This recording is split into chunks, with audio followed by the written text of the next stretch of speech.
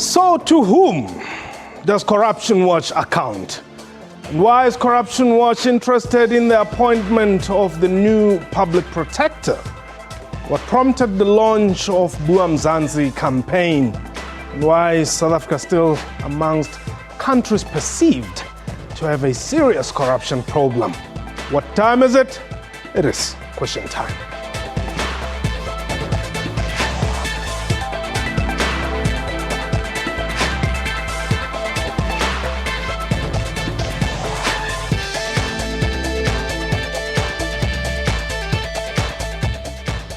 Welcome to Question Time. My name is Mpho Tsedu. The Office of the Public Protector has once again come under the spotlight. Yesterday, the Constitutional Court heard arguments from the economic freedom fighters and the Democratic Alliance on the powers of the Public Protector. This included whether the National Assembly was wrong by not enforcing her remedial action on the renovations at President Jacob Zuma's Nkandla homestead. Corruption Watch joined the two opposition parties as a friend of the court. With Advocate Madonsela's term of office due to expire in October this year, Corruption Watch is encouraging the public to play an important and active role in nominating and voting for a suitable candidate to replace her. A reminder that we are live, and therefore you can call us and air your views. The numbers to dial 089-1104-210. Our Twitter handle remains at QuestionTime24. And you can also, by the way, join us on Skype and Google Hangout. Just send us your username via Twitter. My guest today, David Lewis, is the Executive Director at Corruption Watch. David, welcome to Question Time. Thank you, Paul. So, all of a sudden, Corruption Watch, you're making headlines, friends of the court, jumping on the bandwagon for popularity's sake, or what? Well, it's not so sudden, actually. I mean, if you'd been watching your television and reading your radio and listening to your radio and reading your newspapers, you would have seen we've pretty much been making headlines for the last 4 years. We're in a growing market. Okay. This is an issue that the public are very concerned about, so we have received a lot of public attention for that reason. Mm. Now, let's just talk about the fact that you became friends of the court on this matter. Why? Well, the Public Protector has been the Public Protector is a very important institution, and it's charged with protecting the public against maladministration and corruption. So naturally we would be interested in the Public Protector under any circumstances for that reason. But it's also been the standout public institution, sometimes I feel the only public institution, really actively combating corruption and prepared to do so without fear and favour and prepared to act independently of the executive. So we're naturally very concerned to defend that office, and that's why we became friends of the court. We were not only friends of the court in the Constitutional Court case, we were friends of the court in the Supreme Court of Appeal, where we won this issue as well. So we're very anxious to defend that office. Okay, so in this case, you are with the EFF and the DA.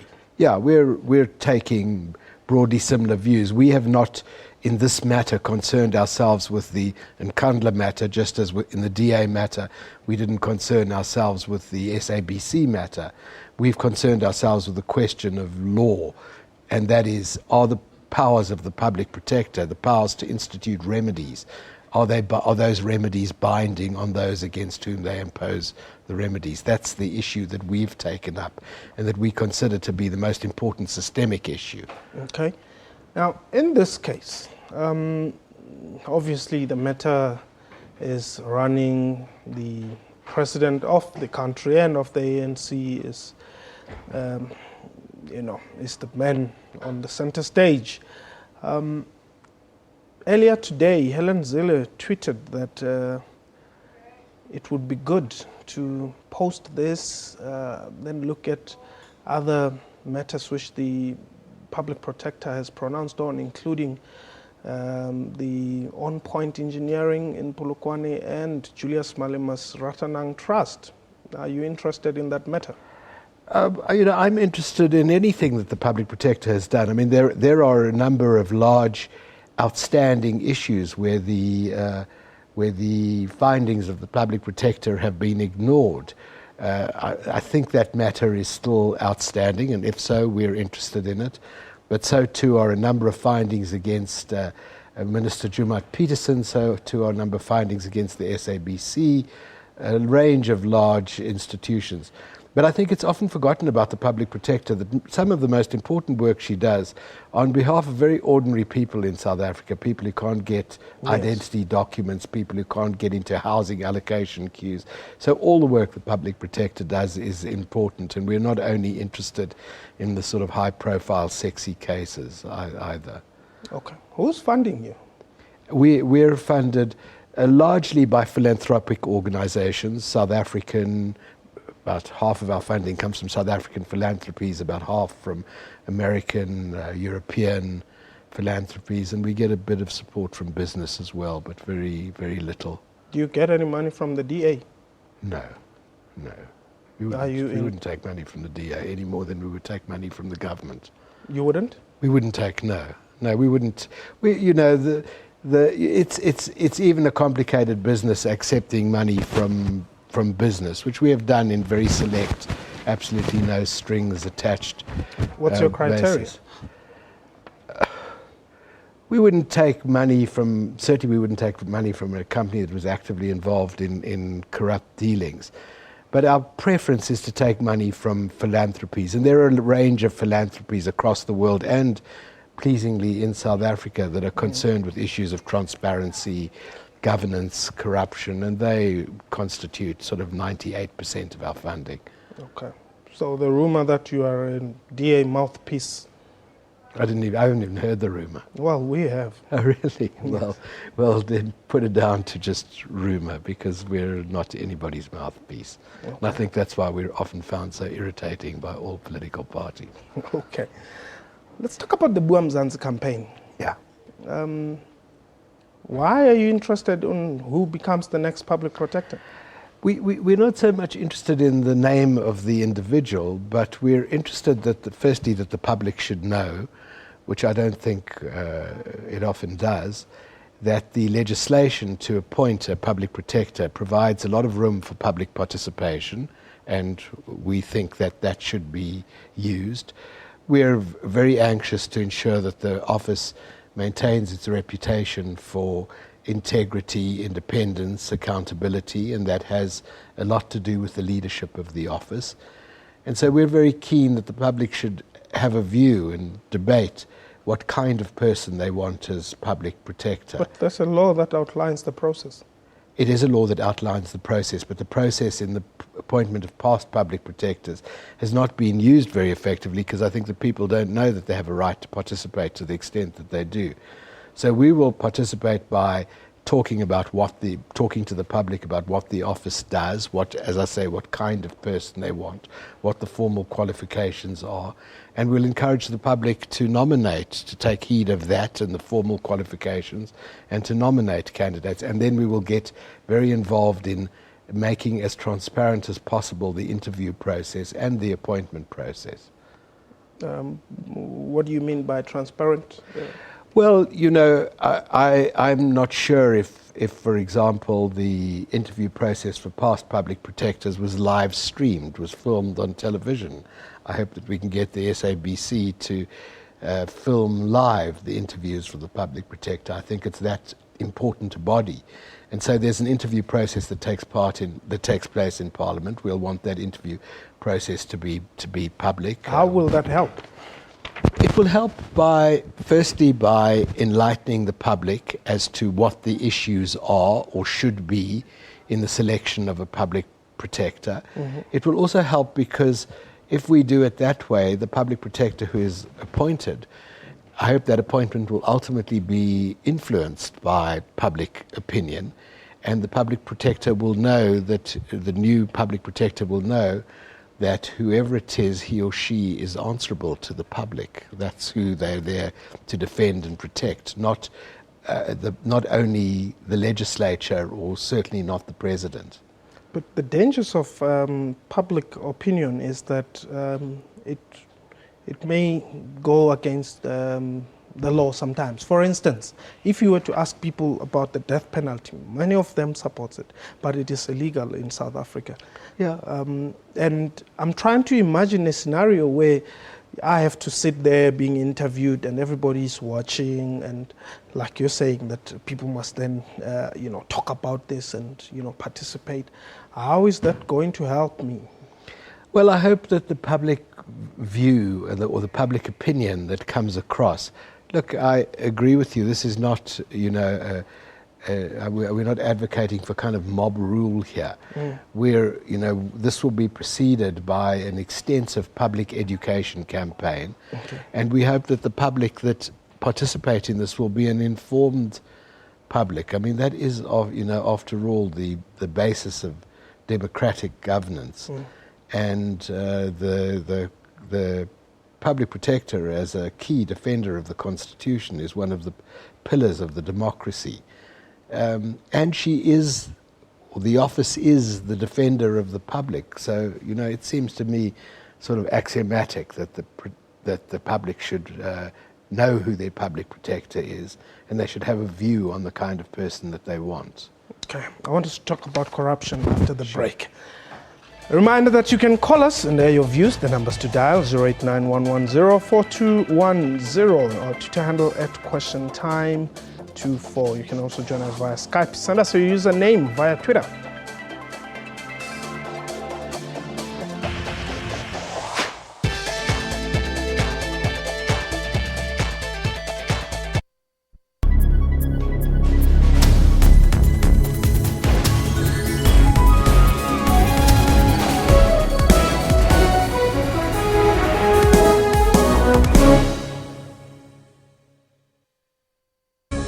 As stories are broken around the world, SABC makes sure you do not miss out.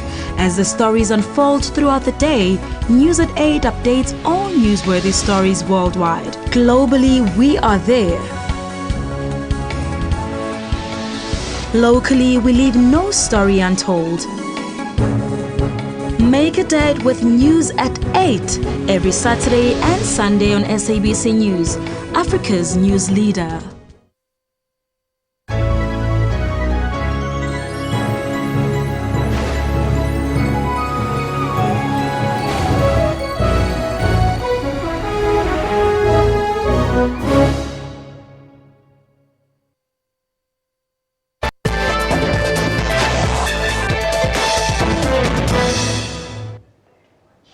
Welcome back. You're still watching Question Time. Indeed, my guest today is David Lewis. He's the Executive Director at Corruption Watch. And we're taking your calls on the numbers that are on screen there. Call us and give us your views on Corruption Watch and perhaps the work that they are doing. Let's talk about corruption in South Africa. You know that billions are said to have gone missing. Are you fighting for those monies to be recovered? Yeah, I mean, how much success one will have in recovering the money, I'm not sure. We would certainly like to see the perpetrators punished, and we would like to see the amount of money that's lost to corruption reduced. Although the costs of corruption are not only monetary, I might add, maybe not even the most serious costs are monetary, but there are serious monetary costs, there's no doubt about that. Okay. Brenda, you are in Johannesburg. Welcome. Good afternoon, Mr. Said, and good afternoon to your guest. Yes. I just want to briefly raise a concern. I've been listening to the interview, and the sense that I get, especially around lobbying and informing the public about the appointment of the new Public Protector when Advocate Madonsela's term comes to an end, for me sounds a bit, as though government is not doing their work. The fact of the matter is that Advocate Madonsela was appointed by the current government. Yes. And her qualities go to show that the process was absolutely absolutely spot on. Otherwise, we wouldn't have a public protector that is basically applauded both locally and across the board. But I think it's wrong for Corruption Watch to try and usurp the functions of one, the office of the public protector, and second, the functions of government, because government must be allowed to inform the public. It is their duty to do that. Yes. And for them to want to usurp that function, for me, is slightly problematic. Brenda, thank you very much. David? Thank you. Yeah, I mean, thank you, Brenda. We're not usurping the role of government. I would welcome it if government also, we would very much welcome it if government also engaged in an active campaign to inform the public of their rights. They've not given a whole lot of evidence of doing this in the past, but it would be great if they did it now. We're certainly not usurping the role of the public protector. In fact, you might have seen on television last night in an interview her welcoming what it is that we're doing. You know, government have made, from time to time good appointments. I think she was one very good appointment, although I think they might not really believe that anymore. In fact, I'm absolutely certain when you see the disrespect with which has been extended to her by everybody, ranging, I think, from the president, ministers, the legislature, the ANC Youth League. I don't think that they think they've made a good appointment there. They've also made some absolutely terrible appointments. And I think that one of the reasons why they've made those terrible appointments is because the public have not had a chance to see what it is that their government, and I stress their government, it's the public's government. But this government that you're talking about has put up systems in place. I mean, the appointment of these people, goes through Parliament, which is representatives of the same public that you're saying should now take another look. And we think that it's not good enough to imagine that government accounts to the public only every 5 or however many years in an election. It needs an active, particularly a system of proportional representation like we have, where there's no direct constituency representative in Parliament. We think it requires a very active citizenry. And the South African citizenry is active, is becoming more active, and we think that they should play an active role, I have to tell you, not only in the appointment of the public protector, but in the appointment of the heads of all Chapter 9 institutions. Yeah, I was about to say, why are you not making noise then about Lawrence Mushwana's successor, for instance? Because we've only got enough resources to make so much noise. We would make as much noise as we possibly could. Why don't you say appointments of heads of Chapter 9 institutions? Well, we are saying that. In our public education work, we are saying that. I mean, the public protector is closest to our work, but the debate about how to appoint the heads of Chapter 9 institutions is very important. Hold it there. Abram, you're in Soweto. Welcome. Yes, Mr. Mpo. You're welcome. Yes. I think I just want to share the same sentiment as the previous caller, Brenda. Yes. Yes. It's like Mr. Louis here, they want to claim victory of the public protector, because most people didn't even know the public protector, Thuli Madonsela, Mr. Lawrence Mushwana. Mm-hmm. And it was during this term of office, or the term of office of Mr. President Zuma, that people started knowing about the public protector. Yes. So they now coming as if they are the ones who are propagating for somebody who's competitive to be to take the position of the public protector. So I think they mustn't mislead the public as if they are the ones who are running for, the person for that position. Thank you, Mr. Tedu. Thank you very much. Abraham Amilcar Cabral there for you. David, claim no easy victories, tell no lies. We're not claiming any victories on the part of the public protector. We certainly have been very grateful to the public protector for the role that office has played in combating corruption and maladministration. So I think has a very large volume of the public, as it so happens. So we're not really usurping anybody's role. We're doing what should be done in a democracy, which is to inform people of what their rights are, to inform them that the lawmakers and the Constitution in their wisdom and in its wisdom decided that the public should be allowed to play an active role in this process. And we are telling the public that, and we are giving them the ability to do that. And that's what we're here for, and that's what we'll continue to do. Thabo, you are in Bloemfontein. Welcome. Good afternoon, and how are you? We're well. Thanks for the call, Thabo. I'm fine, man. I just want to. Hello. Yes, go ahead. I just want to commend the Corruption Watch in the job that they are doing. If their job is to enlighten the public, I think that's a great job. And if it is regulated that the public should participate in appointing or being informed about their public protector, I think it's a very good thing. But if we were in the dark as a public, then the organization like the Corruption Watch comes in and enlightens us. That is not claiming the victory. I don't think it's claiming the victory, but it's enlightening us on the things that we were not enlightened about. Okay. Thank you very much. Thanks very much.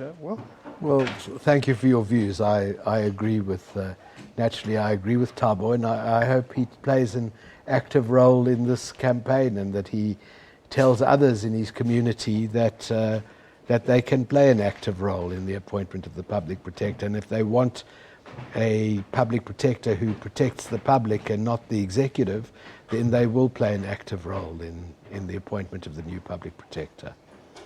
Do you have a candidate? No, we're not doing that. I mean, maybe towards the end when it's clarified exactly who, let's say there are 2 or 3 shortlisted candidates or whatever the case may be, we may take a view on the candidature, but I don't think that we're going to. We may take a view on who is not an appropriate candidate. The government Based on what? Based on the background of the person, the record of the person, the way in which they respond to questions in interviews. There have been, as I've said, some very inappropriate appointments made, including at this venerable institution. And so we might take views on seriously inappropriate candidates, but we're not running a candidate. We're not that sort of organization, no. So you will identify a person towards the end and lobby for that person? No, I don't think that we will. We haven't really taken a firm view on that. Okay. Our main view is to say to the public, these are the formal qualifications for the public protector, and they're laid down in law. Let's have a debate about what kind of person you want, what sort of character that should be, what sort of record he or she should have, and nominate people from your own community if you do. Why don't you trust that the people who brought you Thuli Madonsela can still bring you another Thuli? I don't mistrust. I think public representatives need to have an active public to keep them thinking about who it is that they are serving. Or else you forget. I mean, if you've been elected 4 or 5 years ago, you maybe forget who it is, who you're serving. And that's not only a South African problem, that's a problem of democracies. And the more active the citizens, usually the better the democracy. Talking about this not being a South African problem, do you have chapters? I mean, if I have a matter that I want to report in Zimbabwe? We are only active, Corruption Watch is only active in South Africa, but we are affiliates of an organization called Transparency International, which is a global anti-corruption organization. And they have many chapters in Africa, actually, but they have chapters all over the world. Including Zimbabwe? Yes, they have a very good chapter in Zimbabwe, actually. Very long established, working under difficult circumstances, but a good chapter, yeah. Okay. Thank you very much. Thank you. Thank you, Mpho. And that was question time for today. A big thank you to my guest and to you for watching the show. From me and the crew, you have yourself a wonderful time. Goodbye.